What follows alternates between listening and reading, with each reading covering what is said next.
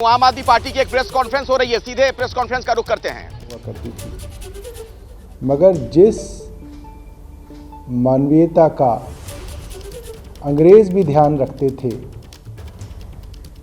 सब देशों के अंदर जो न्यूनतम मानवीय मूल्य हैं, मिनिमम ह्यूमैनिटी है, उसका भी ध्यान नहीं रखा जा रहा। कल मैं वहीं पे था, अरविंद केजरीवाल जी की माताजी पिताजी तो जो जाते हैं उनको मालूम है कि खुद बिना सहारे के चल भी नहीं पाते हैं। एक आदमी उनको सहारा दे के वॉक कराता है। 80-85 साल की उनकी उम्र है, 2 बच्चे हैं। आपने अरविंद जी को गिरफ्तार कर लिया, रात को आप उनको ले गए, परिवार अब घर पे है।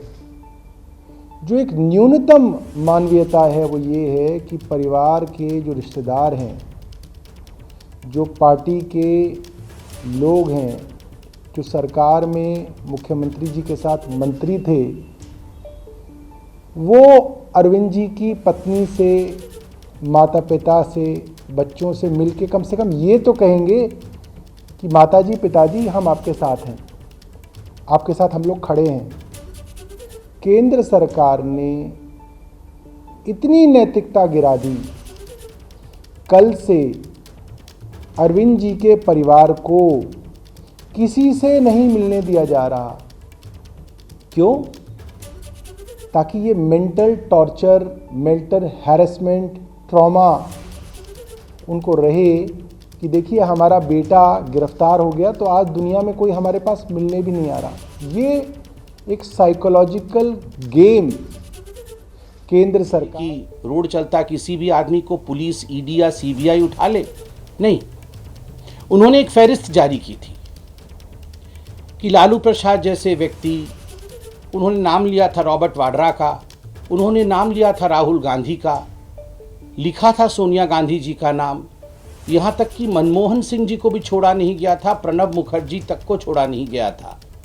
उन सबके नाम के साथ उन्होंने फहरिस्त जारी की थी कि ये लोग जो भ्रष्टाचार में आकंठ डूबे हुए हैं, आखिर ये जेल क्यों नहीं जा रहे हैं, इनके खिलाफ कार्यवाही क्यों नहीं हो रही है।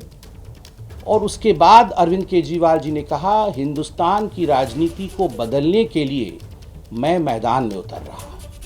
जहां भ्रष्टाचार होगा वहां अरविंद केजरीवाल जिस प्रकार शहंशाह उतरते थे ना रात के अंधेरे में, और कहीं पाप होता था, कहीं भ्रष्टाचार होता था, कहीं गुंडागर्दी होती थी तो शहंशाह से समाप्त कर देते थे, वो जो मूवी आई थी।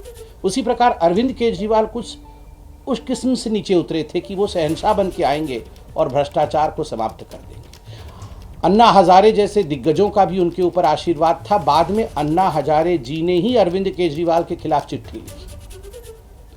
2013 में जो प्रश्न अरविंद केजरीवाल जी ने पूछा था कि भ्रष्ट लोग जेल कब जाएंगे, आज एक मैं छोटा सा कार्यकर्ता हूं भारतीय जनता पार्टी का, मैं कह सकता हूं कि 10 वर्षों के शासनकाल में इस देश ने एक बहुत बड़ा परिवर्तन देखा। ये जो बड़े बड़े राजनेता सोचते थे कि हम कुछ भी करेंगे, करोड़ों खरबों का घोटाला कर लेंगे और हम एक परिवार की तरह रहेंगे, मैं तुम्हारा पीठ खुजाऊंगा, तुम मेरी पीठ खुजाना, और हम में से कोई जेल नहीं जाएगा, हम सब बच के रहेंगे, ये अब नहीं होने वाला है। Mister Kejriwal, people are going to jail and if you are corrupt people will continue to go to jail. अगर आप भ्रष्ट हैं तो आप जेल जाएंगे। अब की रीत अलग है, अब की नीत अलग है।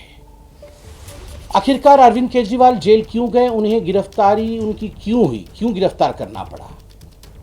लिकर स्कैम, शराब घोटाला। ये शराब घोटाला दिल्ली का क्या घोटाला है, कब शुरू होता है, इसकी टाइमलाइन और जिसे हम कहते हैं क्रोनोलॉजी क्या है?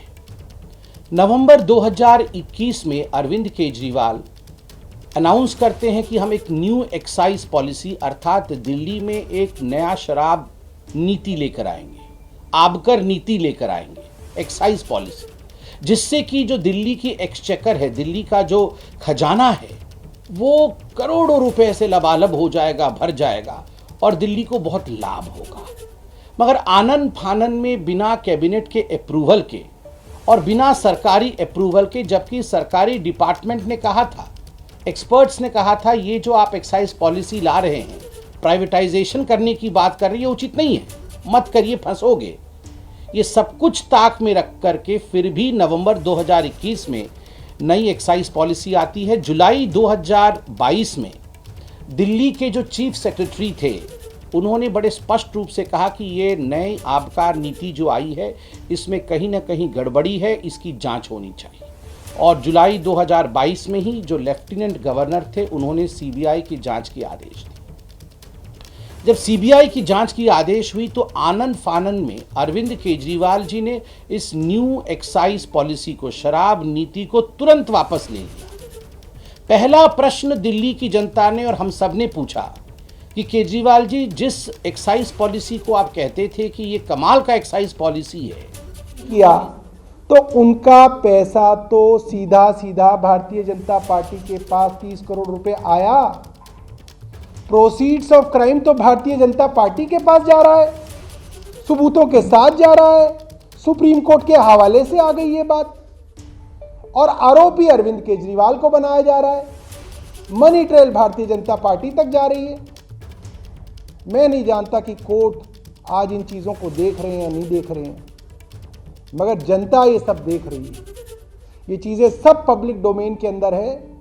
मैं भारत की जनता से हाथ जोड़ के निवेदन करूंगा और भारतीय जनता पार्टी के समर्थकों को खास तौर पर निवेदन करूंगा, जो कल से अरविंद केजरीवाल को गाली दे रहे हैं, जो खुशियां मना रहे हैं, लड्डू बांट रहे हैं भारतीय जनता पार्टी के कुछ समर्थक कि अरविंद केजरीवाल को जेल भेज दी। आप जरा ये भी देख लीजिए कि ये पैसा तो भारतीय जनता पार्टी की तिजोरी में आया है। आप ये नैतिकता का पहले इन शराब कंपनी जो कि अरविंद केजरीवाल जी के मित्र हैं, अरविंद केजरीवाल जी के दोस्त हैं, उनको पहले लीक कर दी गई, फिर उसको ट्वीक किया गया, उसमें बदलाव लाया गया ताकि शराब कंपनी अपने मन मुताबिक इन कानूनों में बदलाव ला सके। जो ब्लैक लिस्टेड कंपनी होती है उनके लिए कानून में प्रावधान है कि वो इस टेंडरिंग प्रोसेस में अप्लाई नहीं कर सकते हैं। मगर बड़ा दुखद और आश्चर्यजनक विषय है कि न केवल उन्होंने अप्लाई किया, अपितु उन्हें इस पूरे ठेके में शामिल किया गया। केवल इतना ही नहीं, आपको जान के आश्चर्य होगा कि ये हर कोई जानता है, वैसे आश्चर्य आजकल होता नहीं है अरविंद केजरीवाल और भ्रष्टाचार के विषय में सुनने से। जो कमीशन इन शराब ठेकेदारों का बढ़ाया गया, पहले ये 5% पे था। 5% कमीशन ठेकेदारों को दिया जाता था, 12% कमीशन कर दिया गया, और इसमें बातें सामने आई कि लगभग 6 से 7% कमीशन बैकडोर एंट्री होकर ये ब्लैक मनी के रूप में आम आदमी पार्टी के जो हमारे कार्यकर्ता हैं, बड़े नेता हैं, उनको दिया गया है। करोड़ों रुपए इस माध्यम से दिए गए हैं। इसके लिए दिनेश अरोड़ा जी इत्यादि आपके सामने जो जिन लोगों ने ये किया है वो अप्रूवर भी बने हैं और उनकी स्टेटमेंट आज पब्लिक डोमेन में है। मार्च 2023 में अंततोगत्वा मनीष सिसोदिया की गिरफ्तारी होती है ईडी द्वारा। अक्टूबर 2023 में इसी केस में संजय सिंह जी की भी गिरफ्तारी होती है और अक्टूबर 2023 में ही समन भेजा जाता है, पहला समन अरविंद केजरीवाल जी को, कि अरविंद केजरीवाल जी, प्रथम दृष्टिया प्राइमा फेसी ये लग रहा है कि मनीष सिसोदिया भी इन्वॉल्व है, संजय सिंह भी इन्वॉल्व है, और कहीं ना कहीं जो स्टेटमेंट्स आ रहे हैं, चाहे वो विजय नायर जो कि कम्युनिकेशन हेड हैं आम आदमी पार्टी के, और बाकी जो ठेकेदार जो अप्रूवर बने हैं, उनके स्टेटमेंट से लग रहा है कि आप भी इसमें हिस्सेदार हैं, तो आप आइए और हमारे सामने पेश होइए, आपको ये हम लिबर्टी देते हैं, आप अपने विषय को रखिए। समन नंबर 1 जब अक्टूबर 23 को आया, तब से लेकर अब तक 9 समन आए हैं। आश्चर्य का विषय है, एक भी समन में अरविंद केजरीवाल नहीं जाते हैं। अरविंद केजरीवाल जी की वो सेंस ऑफ एंटाइटलमेंट रहती है और वो बार बार कहते हैं कि ये इलीगल है, ये समन इलीगल है, इस समन के आधार पर मैं प्रस्तुत नहीं होगा। मैं कोई छोटा मोटा व्यक्ति नहीं हूँ, मैं मुख्यमंत्री हूँ, मैं बहुत बड़ा व्यक्ति हूँ, मुझे कैसे समन किया जा सकता है। आज गुरूर टूटा है। इस देश का कानून कहता है चाहे मुख्यमंत्री हो चाहे आम आदमी हो, यदि आपने कानून के मुताबिक काम नहीं किया है, कानून को तोड़ा है और समन किया जाएगा, तो आपको समन का सम्मान करना है, आपको आके प्रस्तुत होना है। अरविंद केजरीवाल नहीं आए, बीच में क्या हुआ आप देखिए। मनीष सिसोदिया और संजय सिंह, इन सारे विषयों को लेकर कई बार, ऐसा कोई कोर्ट हिंदुस्तान में बाकी नहीं है जिन कोर्ट में सुनवाई नहीं हुई इनकी बेल को लेकर और शराब घोटाले के विषय को लेकर। मुझे लगता है हम तो पॉलिटिकल पार्टी के प्रवक्ता हैं, हमारे ऊपर बायसनेस का आरोप लग सकता है कि चलिए आप बीजेपी से प्यार करते हैं, आम आदमी पार्टी आपकी ओपोनेंट है, आप तो बायस्ड बयान देंगे। But the courts are not biased. I have statements of the court in my hand. What does the court say in case of Sisodia's bail? Mr. Sisodia played the most important and vital role in the criminal conspiracy and had been deeply involved in formulation as well as implementation of the said policy to ensure achievement of objectives of the said criminal conspiracy. Court कहती है कि जो सिसोदिया साहब है, एक criminal conspiracy हुआ दिल्ली की जनता को लूटने का, और इस क्रिमिनल कॉन्स्पिरेसी में सिसोदिया साहब संलिप्त है।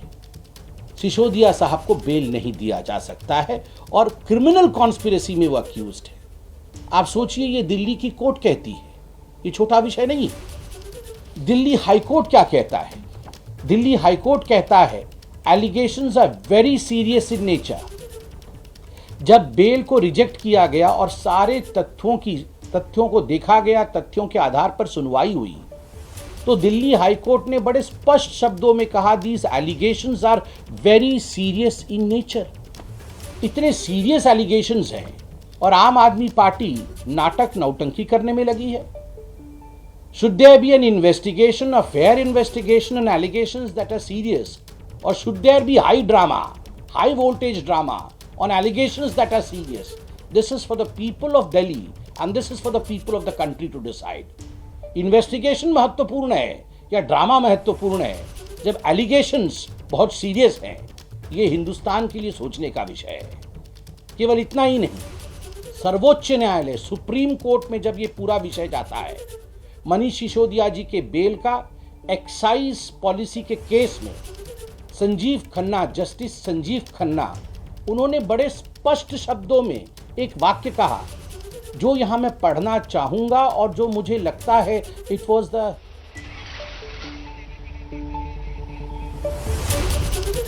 तो सौरभ भारद्वाज को आपने सुना था, इसके पहले संबित पात्रा को आपने सुना। तो वार पलटवार का सिलसिला लगातार जारी है। राजनीतिक लड़ाई, कानूनी लड़ाई और मीडिया के जरिए भी लड़ाई जारी है।